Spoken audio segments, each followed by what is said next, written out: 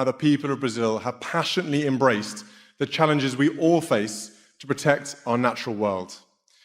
When I founded The palace has just confirmed something absolutely nobody saw coming. Prince William, the Crown Prince, has been locked in a private battle for months, a battle that finally shattered the calm smile, the polished image, and the flawless sense of duty he always showed in public. Behind that composed face, the pressure was eating away at him, day after day, until it finally became impossible to hide. He was slowly falling apart, piece by piece. His family saw it happening in real time, watched the cracks spread and felt powerless to stop it. So what devastating struggles has William been hiding from the world all this time? What pushed the future king to this breaking point? Stay right here, because the reality behind this moment is far heavier than anyone expected. The morning the crown cracked, the shockwaves hit instantly. Newsrooms across Britain were blindsided. While most of the country was still waking under a cold December sky, at exactly 6:47 a.m., an official Kensington Palace statement suddenly appeared on screens everywhere.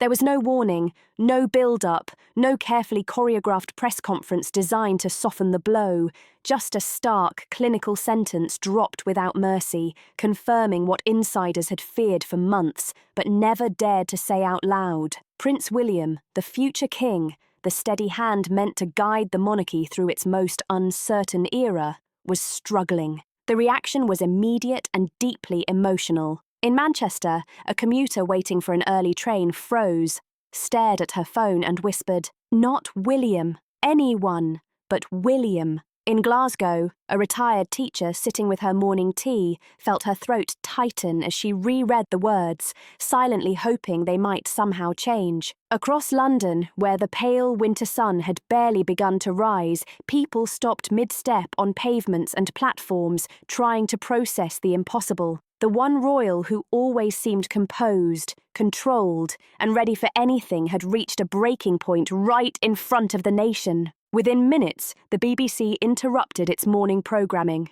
Sky News rushed royal correspondents onto the air, their faces visibly tense as they tried to explain what this meant. ITV anchors spoke in hushed, serious tones, the kind usually reserved for national tragedies, because in many ways, that's exactly what this felt like. Not a death, not a scandal, but the quiet collapse of the person the entire institution had come to depend on. Across the Atlantic, where it was just past midnight, American networks scrambled to update late-night coverage. CNN's breaking banner read simply, "Palace confirms William struggling." CBS anchors exchanged worried glances before addressing viewers. For older American audiences who remembered Diana's sons as grieving children walking behind their mother's coffin, the news hit with painful force. William had always been the strong one, the protector, the future. Watching that image crack felt deeply unsettling and emotionally raw. But what made this announcement truly extraordinary wasn't just what it said,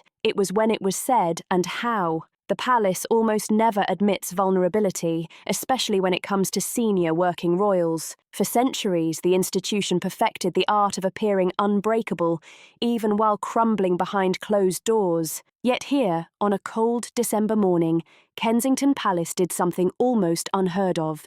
It told the truth. The statement was brief and carefully worded, but impossible to misunderstand. Following a period of sustained personal and institutional pressure, the Prince of Wales will be reducing his schedule to prioritise his health and family well-being. No spin, no euphemisms, no claims of routine adjustments. Just a plain acknowledgement that William, after months of carrying impossible burdens, could no longer maintain the pace. Inside Buckingham Palace, senior staff who had been briefed the night before moved through the morning with somber efficiency. They had prepared for public shock, intense media scrutiny, and unavoidable questions about what this meant for the monarchy's stability. Even so, the weight of the moment hit hard. One long-time aide, stepping into the cold December air for a brief moment of privacy, was overheard saying quietly, "We asked too much of him. We all knew it, and we asked anyway." At Windsor, King Charles had spent a sleepless night wrestling with the decision to allow the announcement. The mood was heavy with a father's guilt. Charles understood institutional necessity better than most. He had spent his entire life learning how to balance personal needs against public duty. But watching his son, the heir he raised to carry the same burden, finally admit he couldn't bear it alone, struck something painfully deep inside him. Princess Anne, who had been among the first to recognise how dangerously thin William had stretched himself, felt grim vindication mixed with genuine sorrow. She had warned repeatedly that the structure was unsustainable, that placing so much weight on one person, no matter how capable, would eventually lead to collapse. Being right brought her no satisfaction. Queen Camilla, who had watched William transform from grieving teenager to dutiful prince to overwhelmed future king, spent the morning in quiet reflection. She understood better than most what it meant to be trapped between personal struggle and public expectation. Admitting weakness within the royal system takes a kind of courage the outside world rarely recognizes. By mid-morning, the global conversation intensified. Social media flooded with concern, speculation, and an unexpected outpouring of empathy. Hashtags trended across platforms. Mental health advocates praised the palace for its transparency, but beneath the supportive messages ran a darker current of fear. If William, the pillar of stability, was struggling, what did that mean for the monarchy itself? The truth, though the palace would never say it so bluntly, was that this moment had been building for far longer than anyone outside the institution realised. Understanding why it arrived on this cold December morning requires looking back at the months that slowly and relentlessly pushed the future king toward his breaking point, the weight no one saw quietly accumulating. To understand how Prince William reached the moment where the palace had no choice but to intervene publicly, we have to step back through the months that came before this December morning. From the outside, everything looked like business as usual. But inside the walls of Kensington Palace and Windsor Castle told a very different story. A story of mounting pressure, silent sacrifices, and a man trying desperately to be everything the monarchy needed him to be. The strain began long before most people noticed, arguably as far back as early 2024. When Catherine's health crisis emerged in January and she underwent abdominal surgery, retreating from public life for months, William's world shifted overnight. He became not just a working royal carrying forward the Wales family's duties, but also the primary caregiver at home, the emotional anchor for 3 children navigating uncertainty, and the public face of calm reassurance. He handled it the only way he knew how, quietly, efficiently, without complaint. Staff at Kensington Palace noticed the change. William arrived earlier each morning. His schedule was packed tight with engagements he could no longer postpone. He slipped away whenever possible to be with Catherine, shielding George, Charlotte, and Louis from the worst anxiety, projecting normalcy even when everything inside him felt anything but normal. Those closest to the family noticed smaller shifts. William's easy humour faded. His patience, normally steady, frayed at the edges. During planning meetings, he stopped taking lunch breaks, working straight through the day before rushing home. Yet he never slowed down, never asked for help, never admitted the load might be too heavy. Then came the second blow. King Charles's cancer diagnosis, announced publicly in February, added another crushing layer. Suddenly, William wasn't just supporting Catherine and managing his own duties. He was stepping into the gap left by his father's reduced schedule, taking on additional constitutional responsibilities, attending meetings and briefings meant for the monarch, all while maintaining the fiction that everything was under control. Princess Anne saw it first during a private meeting in late March. She studied William across the table and recognized a familiar exhaustion. Not physical tiredness, but emotional depletion. The look of someone running purely on duty, with nothing left in reserve. She raised it carefully with Charles, who was already battling his own health challenges, while watching both his wife and daughter-in-law face serious illness. Concern grew, but options were limited. The institution needed William functioning. There was no alternative plan. As Catherine began her cancer treatment, the pressure intensified even more. William now faced the impossible task of being publicly optimistic about his wife's prognosis, while privately terrified of the outcome. Staff reported seeing him late at night, still at his desk, working through briefing papers after evenings spent with his family. Determined not to let either responsibility slip,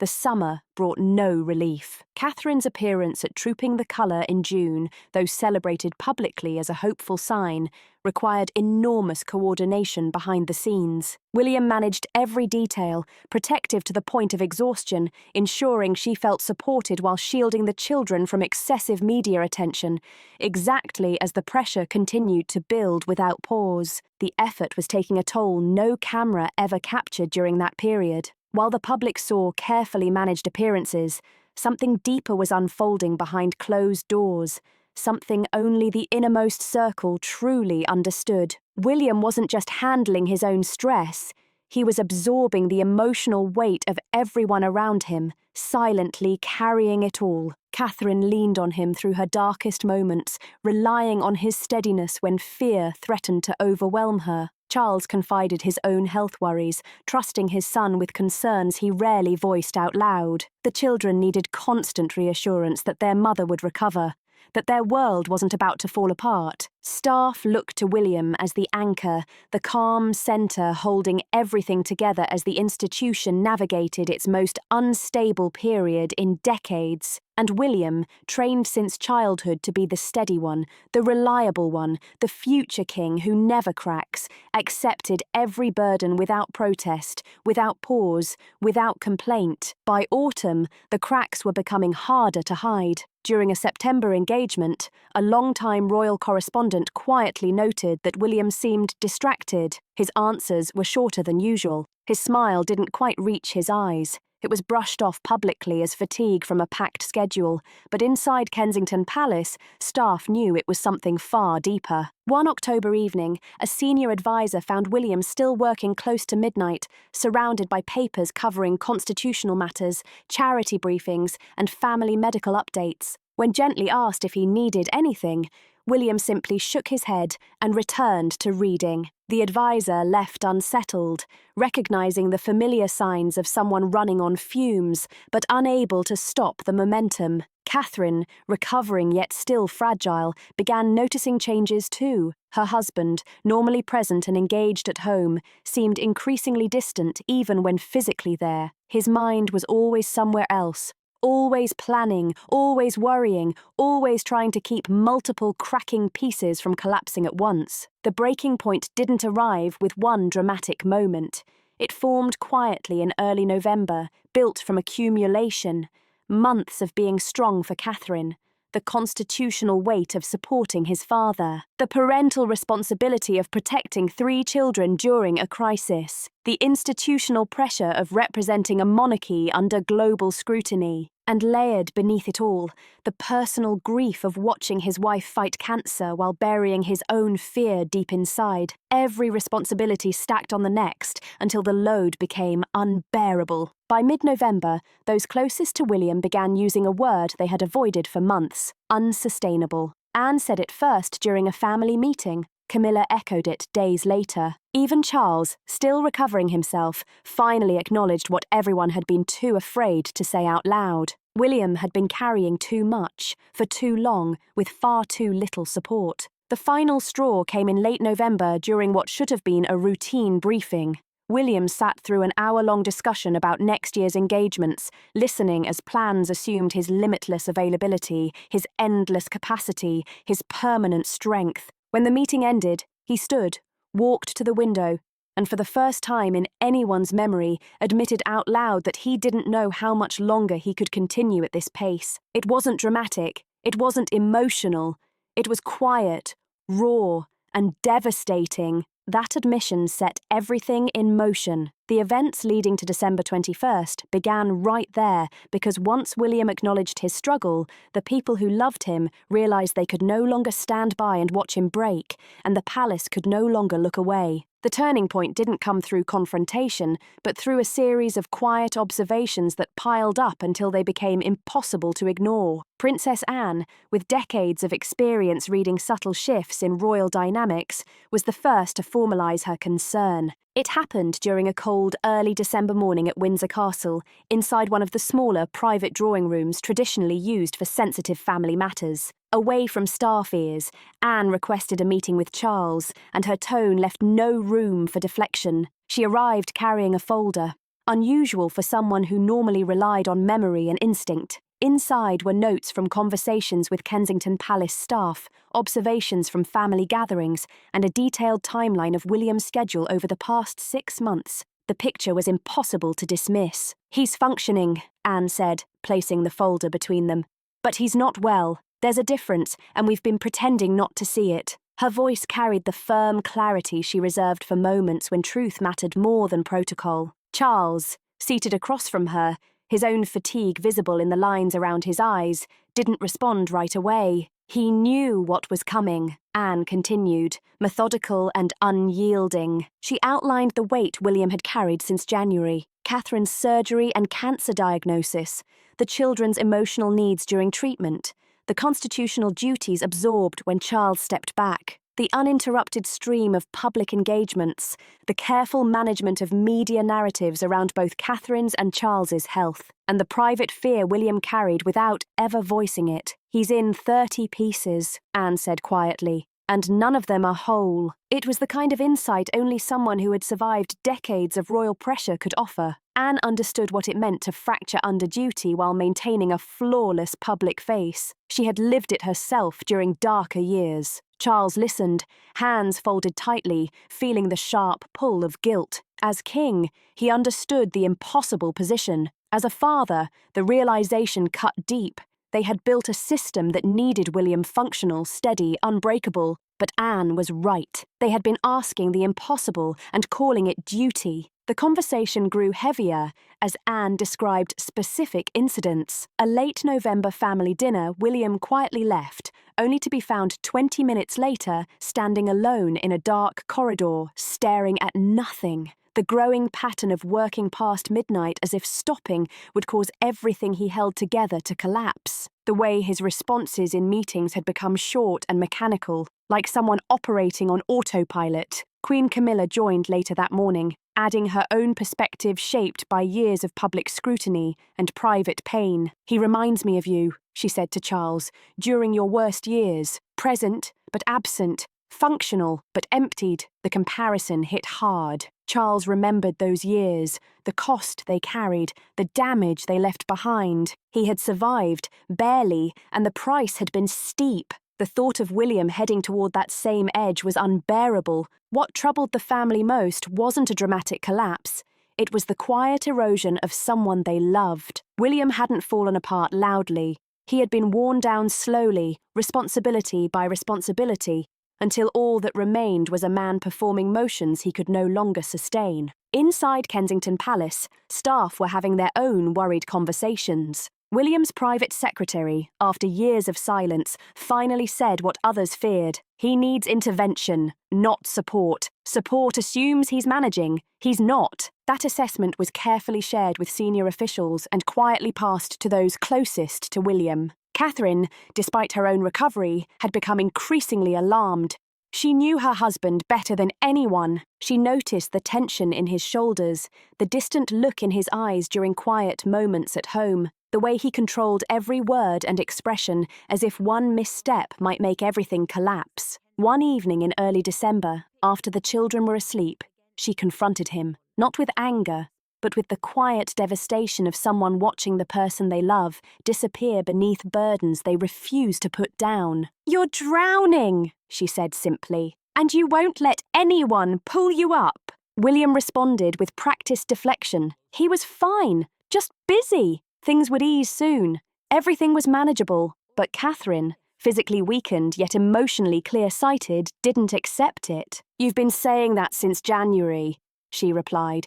"It's December now, and you're worse, not better." That private, painful conversation became the catalyst for what followed. The next day, Catherine reached out to Anne, something she rarely did for personal matters. But this wasn't about appearances. It was about survival. Anne listened carefully, and what she heard confirmed everything she already knew. William was in crisis, even if he refused to name it. By mid-December, a small group formed, bound by shared concern and determination.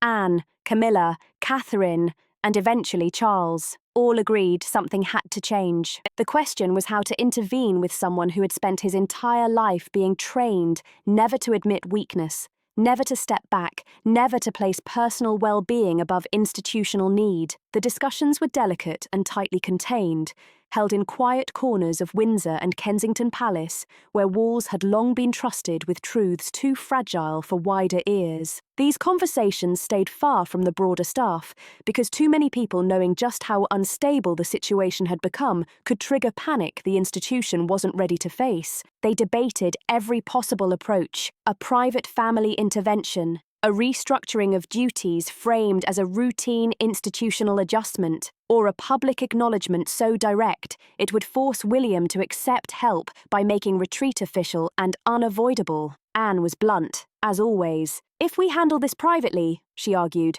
"he'll convince himself and everyone else that he can manage." Her point landed hard. The only way to create real change is to make it impossible for him to continue as he has been. It was an uncompromising stance, but Anne had never chosen comfort over necessity. Camilla, however, worried about the public fallout. The monarchy was already navigating Charles's health crisis and Catherine's cancer recovery. Adding William's struggle to that narrative risked creating a perception of institutional fragility the Crown could ill afford. But she also understood something just as clearly. Pretending everything was fine while William slowly collapsed helped no one, least of all the institution they were all trying to protect. Charles wrestled with the decision more painfully than anyone. As king, he understood action was unavoidable.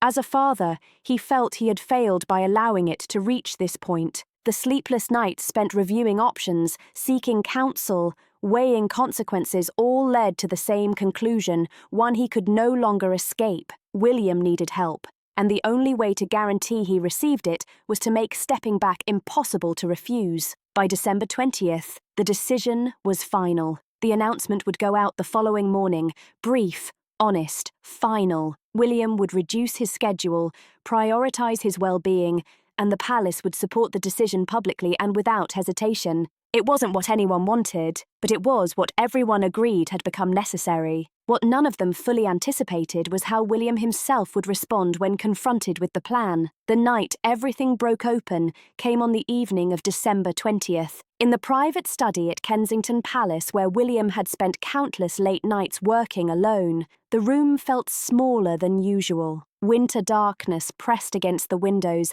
as Charles, Anne, and Catherine gathered with a shared resolve that filled the space with tension. William sensed it immediately. He'd been summoned gently but firmly, and the presence of all three told him this wasn't a routine family discussion. He stood near the fireplace, posture already defensive, bracing for an impact he could feel coming. Charles began, his voice steady but heavy with emotion. "William, we need to talk about what's been happening these past months.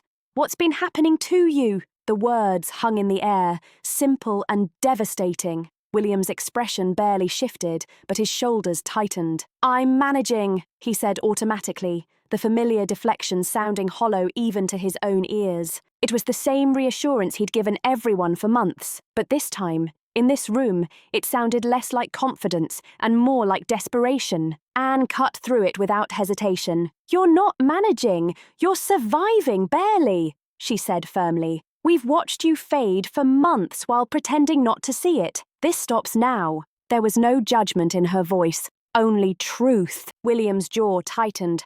"I have responsibilities. The family needs you whole, not broken," Catherine interrupted quietly, but with unmistakable strength. "The children need their father present, not exhausted. I need my husband, not someone destroying himself trying to hold everything together alone." The mention of the children pierced straight through his armor. His composure wavered for a split second, pain flashing across his face before control snapped back into place. "I'm doing this for them," he said, voice rougher than intended. "For you, for the institution, for everyone." "And that's exactly the problem," Camilla said gently, speaking for the first time. She had positioned herself slightly apart, watching with the insight of someone who knew too well the cost of sacrificing everything for appearances. Charles stepped closer, the distance between king and heir dissolving into something more human. "Tomorrow morning we release a statement," he said quietly. "You're stepping back from select duties.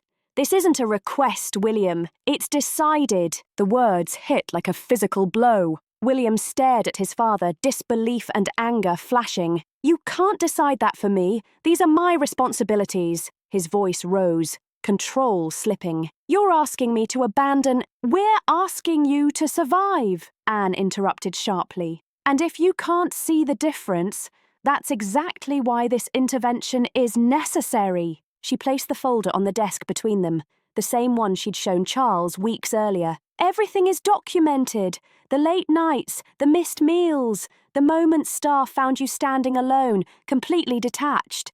"This isn't sustainable," she said firmly, "and we won't watch you destroy yourself." William reached for the folder, then stopped, his hand hovering as if touching it would make everything irreversible. "The monarchy needs—" he began again, clinging to duty as his final defense. "The monarchy needs a future king who lives long enough to wear the crown," Charles replied quietly. "Not one who burns out before 50 because we asked too much and he never learned to say no." Silence filled the room. Outside, winter wind rattled the windows. Inside, William stood motionless as months of pressure finally crashed down. For the first time since January, since Catherine's surgery, since his father's diagnosis, he couldn't deflect it. Catherine stepped closer, resting her hand on his arm. "You've been strong for me through the worst months of my life," she said softly. "You held the children together when I couldn't. You protected us all." "But you can't keep doing this," she continued, voice steady. "Not without breaking." Something finally gave. William looked at her and saw his own exhaustion mirrored back at him. They had both been trying to be strong for each other while quietly unraveling. "I don't know how to stop," he admitted, barely above a whisper. "If I stop, everything falls apart." Anne softened, a rare gentleness breaking through. "It doesn't fall apart," she said. "It adjusts. The institution survived before you carried this alone, and it will survive while you recover." "But you have to let us help," she added. "You have to let yourself be human." Charles placed a hand on William's shoulder, simple but powerful. "I've made many mistakes as a father," he said thickly. "But I won't make the mistake of watching my son destroy himself for duty." "The statement goes out tomorrow," he finished. "You will step back, and we will support you through what comes next." William stood there, surrounded by those who knew him best, the fight slowly draining away. What replaced it wasn't happiness or peace, but exhausted relief, the permission to finally stop. "What do I tell people?" he asked quietly. "What do I say when they ask why the future king can't handle his responsibilities?" "You tell them the truth," Catherine said. "That you're human, that you carried impossible weight during an impossible year." "Stepping back isn't weakness," she added gently. "It's wisdom." The meeting continued another hour, working through logistics, finalizing wording, preparing for public reaction. But the most important moment had already passed. William had agreed, not eagerly, but with the resigned understanding of someone who finally knew he had no other choice. As the others prepared to leave, Charles paused at the door. "I'm proud of you," he said quietly. "Not for being strong, but for finally admitting you couldn't be strong alone. That takes a different kind of courage." William didn't answer right away, but something shifted across his face, subtle, yet undeniable. Maybe it was understanding finally breaking through, or maybe it was the first real hint of relief after months of crushing strain, or maybe it was simply exhaustion winning the fight. Whatever it was, it lingered. For the first time in a long while, he wasn't being pushed forward, he was being allowed to pause. The door closed softly behind them, sealing the moment. William was left alone in the study, the same room where he had spent countless nights trying to hold everything together with sheer willpower. Tomorrow morning, the world would learn what those closest to him had already known for months. The future king was struggling, and for the first time in his life, he was going to allow help from outside the armor he'd worn since childhood. Frost slowly crept across the windows as the night deepened. William sank heavily into the chair beside the fireplace and finally allowed himself to feel the full weight of what he'd been carrying. The expectations, the pressure, the fear of failing everyone at once. The hours between midnight and dawn on December 21st passed in an eerie stillness throughout Kensington Palace, as if the building itself was holding its breath. Sleep barely touched him. He drifted restlessly through the private apartments, while Catherine watched with quiet concern she didn't voice. Again and again, He returned to the window, staring into the darkness like he was searching for an answer that didn't have words yet. By 5:30 a.m., he stopped pretending rest was possible and sat alone in the study, waiting for the moment he knew would change everything. At 6:15, Princess Anne arrived earlier than expected. She found William exactly where she thought she would, surrounded by symbols of duty and responsibility, yet looking more isolated than she had ever seen him. "Second thoughts?" she asked, her tone neutral, steady, but not unkind. William shook his head slowly. "No, just wondering what comes after." It was the most honest thing he'd said in months. He'd spent so long surviving each day that he'd stopped imagining anything beyond the next obligation, the next crisis, the next demand. Anne sat across from him, the winter darkness still heavy beyond the windows. "What comes after is learning to live differently," she said. "Not smaller, just more honest." She paused, then added with her usual blunt clarity, "The institution will adjust, it always does. The real question is whether you'll let yourself adjust with it." By 6:30, the final version of the statement was ready for release. The palace communications team had worked through the night refining language that balanced honesty with dignity, transparency with restraint. What they produced was unprecedented. Just 17 words, but words powerful enough to crack decades of royal silence. Charles arrived shortly before the scheduled release time, looking drawn but resolute. He, too, had spent a sleepless night wrestling with the weight of the decision, knowing that approving this statement meant confirming publicly what they'd tried so hard to contain privately. Yet he had reached a conclusion that brought an unexpected calm. Protecting his son mattered more than protecting appearances. "Last chance to reconsider," Charles said to William, even though both knew the decision had already moved beyond hesitation. The machinery was in motion.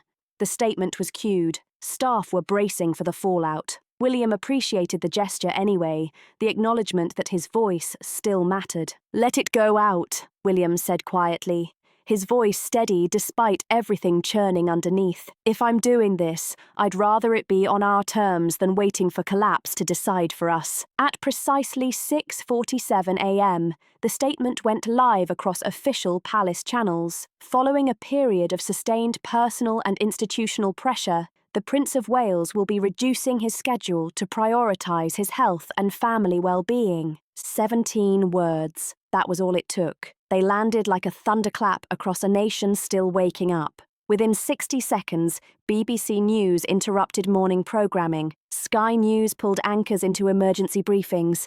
Every major British newspaper updated their digital front pages at once. The breaking banner was blunt and seismic. "Palace confirms William struggling." An early shift nurse in Cardiff stopped mid-step when the alert lit up her phone. A baker paused with flour still on his hands, reading the statement again and again. Across London, as dawn crept in, people woke to news that felt unreal. Not William, not the steady one, not the future they'd all been counting on. The global response moved even faster. American networks, still live on late-night schedules, pivoted instantly. CNN's anchor halted mid-sentence as producers fed the news into her earpiece. "We're getting word from London," she said, composure slipping. "This is genuinely stunning." CBS cut to royal analysts scrambling for context. "In modern royal history," one said carefully, "we've never seen anything like this. The heir to the throne publicly acknowledging he can't sustain the pace." For many older viewers,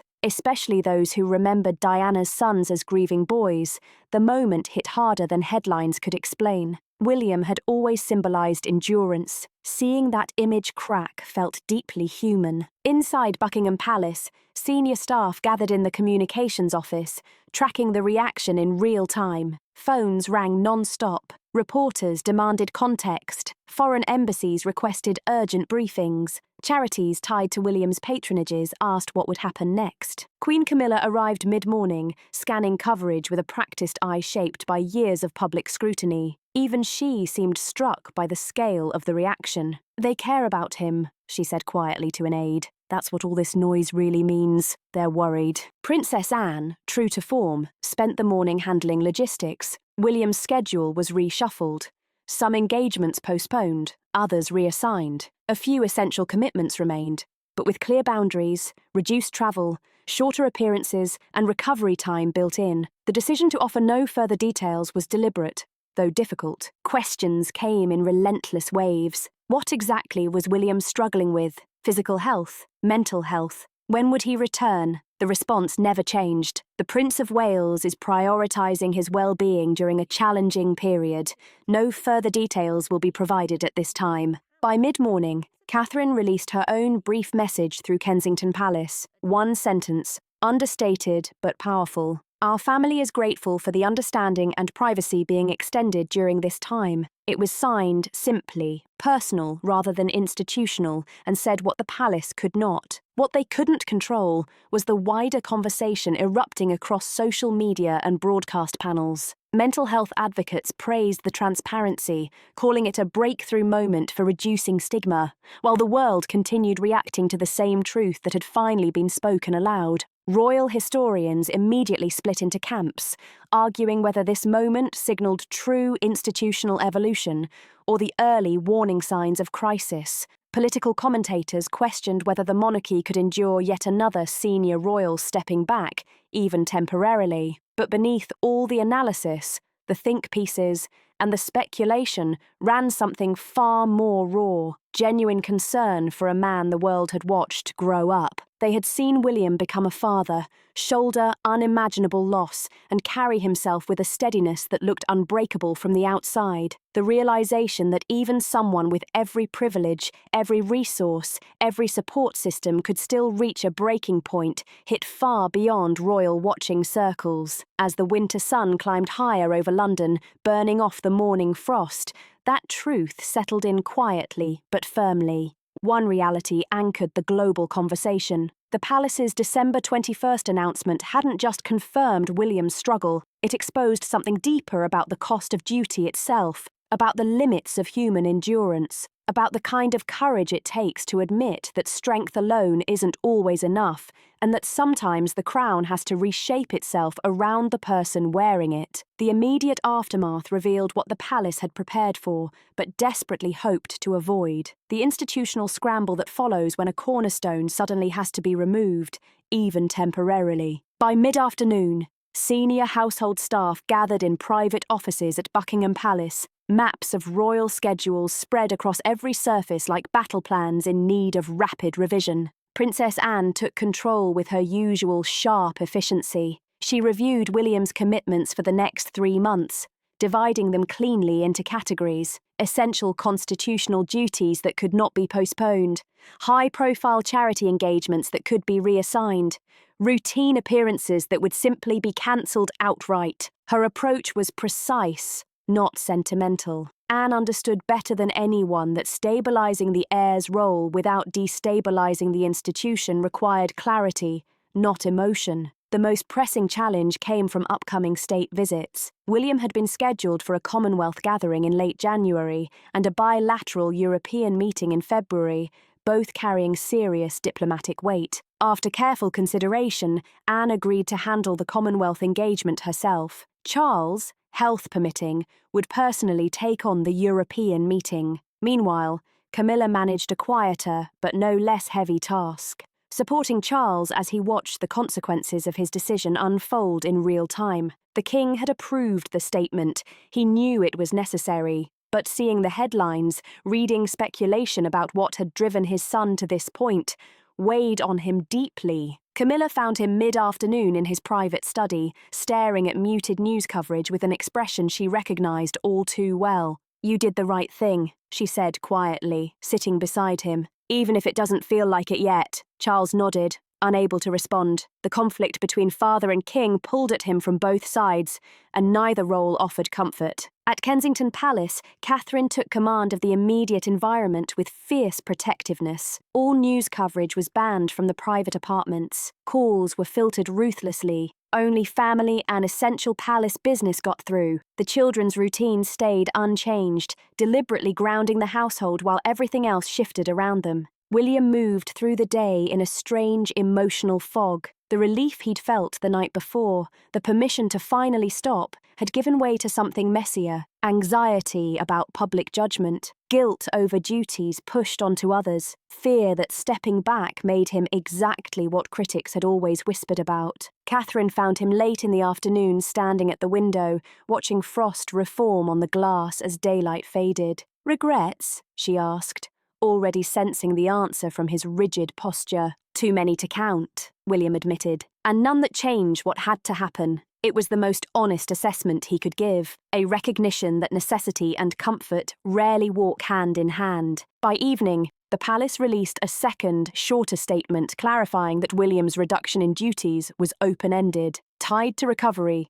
not a fixed timeline. Strategically, it cut off speculation. Symbolically, it sent a louder message. The palace was choosing William's real well-being over public expectations. International reaction followed familiar patterns. British media, particularly outlets aimed at older audiences, responded with cautious support mixed with concern about stability. American coverage leaned hard into the human story, with morning shows bringing in mental health experts to discuss the significance of public figures admitting struggle. What stunned palace officials was the depth of public empathy. Polling late on December 21st showed 73% of Britons supported William's decision, with even higher numbers among those over 50 who had watched him grow from grieving child into dutiful prince. The story wasn't failure, it was courage, it was self-preservation. As night settled over London, institutional adjustments continued. Staff worked late, updating calendars,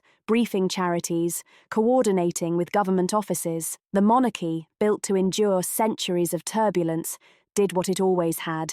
It adapted, it absorbed, it survived. Inside Kensington Palace, something quieter unfolded. William sat through a family dinner. The children prepared for bed. The noise of the day slowly faded. For the first time in nearly a year, his mind wasn't racing toward tomorrow's obligations or the next looming crisis. He was simply present, allowed to be human instead of relentlessly royal. The cost of reaching this moment had been high.